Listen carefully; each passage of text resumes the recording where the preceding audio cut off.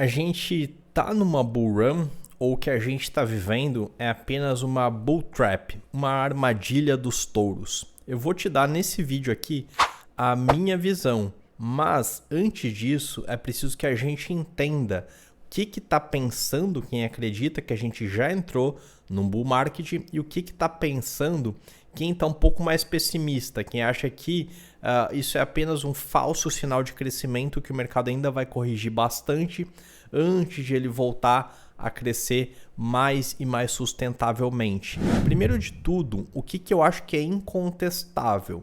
Nesse momento do mercado, o apetite ao risco ele está maior e isso fortalece as criptos em geral. Mas entre o apetite ao risco ter aumentado e a gente está num ciclo de alta, o ciclo de alta ter se iniciado, a gente tem uma grande diferença.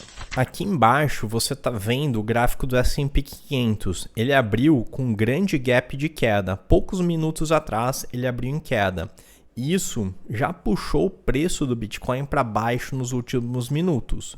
E esse mecanismo de atração que o S&P exerce sobre o Bitcoin e o Bitcoin exerce sobre as demais moedas, ele permanece. Portanto, para que a gente entenda se as criptos entraram num ciclo de alta, a gente ainda não pode deixar de entender o que está movimentando, o que está ditando os preços do S&P 500. E o ponto central dessa análise, tanto para quem está otimista quanto para quem está pessimista, continua sendo a inflação.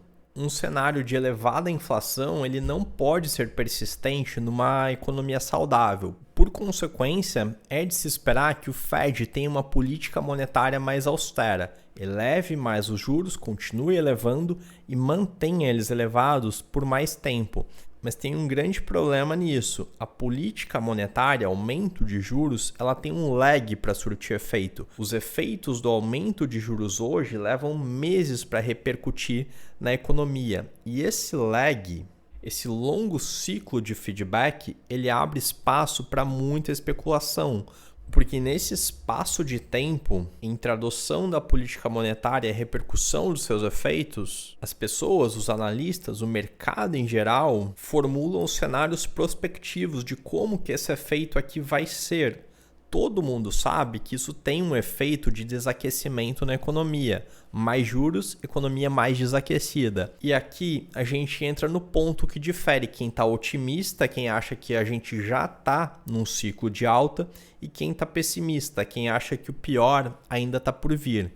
Quem está otimista acredita que a inflação ela vai se equilibrar com um desaquecimento da economia, mas esse desaquecimento ele não vai levar a efeitos catastróficos. A economia simplesmente vai crescer menos do que o potencial que ela teria para crescer caso a gente estivesse com juros normais, e esse crescimento abaixo do potencial ele vai consequentemente equilibrar os preços, que é trazer a inflação para a normalidade. Portanto, quem está otimista acredita que sim, esse arroxo monetário ele vai desaquecer a economia, mas isso não vai ser catastrófico. A economia vai demonstrar resiliência, o mercado vai demonstrar resiliência e vai continuar crescendo, porém num ritmo menor. A gente não vai ter um desastre econômico. Então, aqui é um certo exercício de futurologia.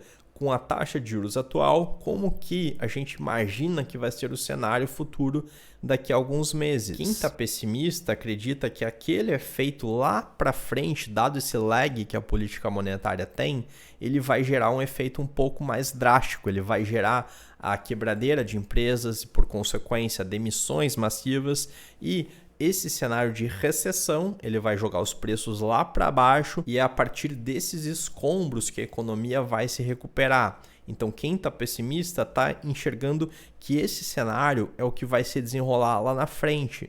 Mas tem um ponto adicional também que vale a pena a gente colocar aqui em questão. A cada dia, novas informações, novos indicadores são divulgados. E à medida que esses indicadores são divulgados, eles vão sendo incorporados à análise do mercado. Hoje, por exemplo, foi divulgado o PPI, Índice de Preços ao Produtor nos Estados Unidos. E ele veio mais alto que o esperado. O esperado era um aumento de 0,4% e ele aumentou bem mais do que isso. Referente ao mês de janeiro, teve um aumento de 0,7%. E esse é um cenário de maior inflação. Quando o mercado vê indícios de uma inflação maior do que o esperado, ele também passa a precificar uma taxa de juros mais elevada. Em decorrência desses juros mais elevado do que o esperado, ele passa a precificar lá na frente uma recessão mais grave. Outro indicador que foi divulgado hoje, que por consequência foi incorporado à análise, foi o número de permissões para novas construções nos Estados Unidos. E esse número, por sua vez, ele veio menor do que o esperado. E com a construção civil em queda, o mercado passa a precificar uma deterioração na economia lá na frente. Tá, mas em que raios isso quer dizer para o Bitcoin? Quem acompanha aqui o canal está mais interessado no preço das criptos, né? Não está interessado em macroeconomia. A gente entra em macro justamente para entender o comportamento das criptos. A gente vê claramente, não é de hoje que eu estou dizendo, que a gente está numa tendência de alta. Veja os vídeos anteriores que mesmo nesse momento que a gente já tinha testado aqui os 24, eu falei, a gente está numa tendência de alta, mas a gente deve esperar alguma correção. Mas essa correção, ela não invalida esse movimento de alta. Veja que antes de transcorrido todo esse comportamento de preços, eu já tinha falado que a gente está numa tendência de alta, a gente deve esperar correção. Com essa alta grande de ontem, a gente permanece nesse movimento de alta, mas a gente também pode esperar algumas correções, tá? Assim como ontem o Bitcoin valorizou 10%, moedas como Astar, STG valorizaram mais de 20%, algumas até 30% num único dia. A gente está numa tendência de alta, mas a gente pode experimentar correções. Por enquanto, a gente pode afirmar que o apetite ao risco do mercado aumentou. Mas para que a gente afirme que a gente está numa bull run, ainda está muito cedo para afirmar categoricamente.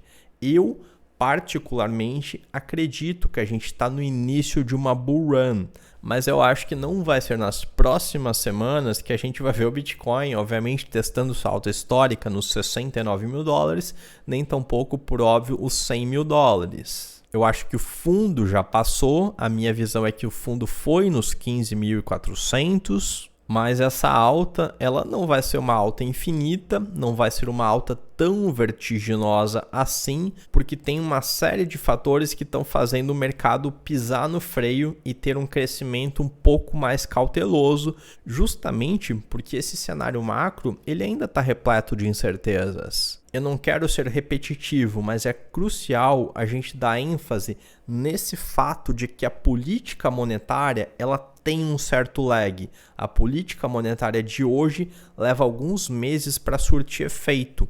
E nesse ínterim surge espaço para diferentes análises mais otimistas e análises mais pessimistas. Aqui a gente vê que o Bitcoin ele está um tanto quanto distante dessa linha azul, que é a média de curto prazo. Se você entende um pouquinho de análise técnica, você sabe que essa média curta, que é de 9, mas poderia ser a de 7, a de 8, ela funciona como um ímã dos preços. Então, antes do Bitcoin testar novas resistências, é muito provável que ele se aproxime dessa média aqui. Se a gente observar no gráfico diário, a gente vê claramente a continuidade dessa tendência de alta de ontem. No entanto, se a gente observa o mesmo gráfico, porém num outro tempo, que é o de 15 minutos, a gente já observa o Bitcoin precificando esses indicadores que eu mencionei há pouco. Para ser bem claro, acredito que a gente está numa tendência de alta. Não me surpreenderia se mesmo nessa tendência de alta a gente viesse a testar essa região de suporte aqui entre os 21.400 e até mesmo os 20.700. Eu acho que o mercado nessa tendência de alta pode vir a testar novamente esse suporte. A gente tem uma resistência importante aqui nos 25.300. Se ela fosse rompida, a gente deve ter uma oscilação de preços do Bitcoin nesse novo range, entre os 25.300 e os 28, ele deve lateralizar por algum tempo nesse novo range de preços até acumular o suficiente para ganhar força, para aí sim formar uma nova base de preços nesse novo range e assim a gente deve subir em escadinha. Acredito sim que o pior já passou, que o fundo do mercado já ficou para trás. Acredito que a tendência é de alta, porém, mesmo nessa tendência de alta, a gente pode eventualmente experimentar correções de 10%, 11%, porque essas correções são normais. O mercado é volátil, ele sobe 10% em um dia e ele pode cair 5%, 10% no outro dia também. E tem uma analogia que eu acho bastante interessante para que a gente entenda como que o mercado vai precificando cada um desses indicadores que vão sendo divulgados. Imagine que você está dirigindo numa estrada à noite. Você não sabe o que você vai encontrar na estrada daqui a 5, 10 quilômetros. Você só sabe aquilo que está diante do seu campo de visão, aquilo que você consegue enxergar de acordo com a iluminação do farol do seu carro. Você vê nos próximos metros uma placa indicando uma curva, você vê uma placa indicando um declive. Enfim, à medida que você vai avançando, você vai tendo novas informações que você vai incorporando e se orientando conforme elas. Por isso, é tão importante a gente ficar de olho nos principais indicadores que vão trazendo novas informações para que o mercado incorpore na sua análise. E exatamente por isso, toda semana, todo domingo, eu mapeio os principais indicadores que a gente deve ficar de olho durante a semana. Esses indicadores que estão mexendo com os preços de mercado hoje, eu já coloquei no report que eu soltei para quem adquire o CryptoPack ou para quem faz parte da comunidade Investidor Cripto.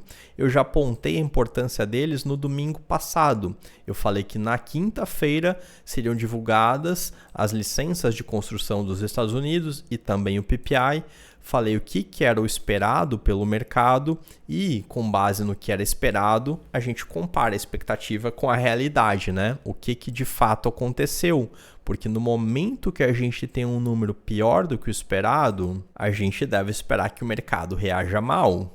O S&P abriu num gap de queda. E o Bitcoin, igualmente, nesse momento em que esses indicadores foram divulgados, a partir da divulgação desses indicadores, que ocorreu aqui 10h30, ele passou a cair justamente precificando essas novas informações. No mercado cripto em específico, a gente também tem algumas métricas-chave para procurar antecipar quais aquelas moedas que tendem a despontar e ter um crescimento acima da média, acima do benchmark, que é o Bitcoin. E é com base nessa análise de observar métricas-chave, tanto em relação ao cenário macro, quanto métricas-chave específicas do setor de cripto, que a gente identifica algumas dessas moedas que têm um desempenho completamente fora da curva. Se você tiver interesse em ter acesso a esse report que eu libero toda semana e também uma análise em vídeo exclusiva semanal e a minha carteira de criptomoedas e lista de criptos promissoras,